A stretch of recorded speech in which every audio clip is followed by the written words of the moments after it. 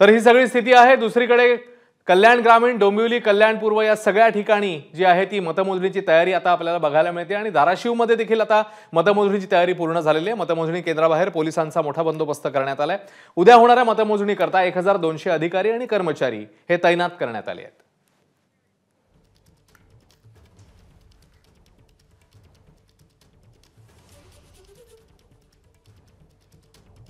आमच्याकडे जे 6 मतदारसंघ आहेत त्यापैकी उस्मानाबादमध्ये जवळजवळ 30 मतदानाच्या फेऱ्या होणार आहेत आणि अप्रॉक्सिमेटली साधारणतः 10,000च्या आसपास आमच्याकडे टपाली मत असणार आहेत।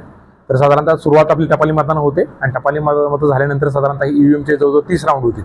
त्यानंतर संध्याकाळी ही पूर्ण प्रक्रिया झाल्यानंतर मग त्यानंतर व्हीव्हीपॅटचे प्रत्येक मतदारसंघातले 5 मतदारसंघाचं जे आपण जे चिठ्ठ्या असतात त्याची आपण मोजणी करतो आणि ते झाल्यानंतर साधारणतः रात्री उशिरा आपल्याला मग ऑब्झर्व्हरच्या मान्यतेनंतर मग इलेक्शन प्रक्रिया संपल्यानंतर मग आपण सर्टिफिकेट इश्यू करतो। 3 लेअरमध्ये सिक्युरिटी आम्ही तिथं ठेवलेले आहे।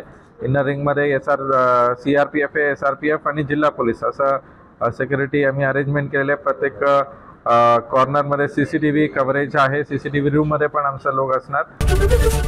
एबीपी माझा, उघडा डोळे बघा नीट।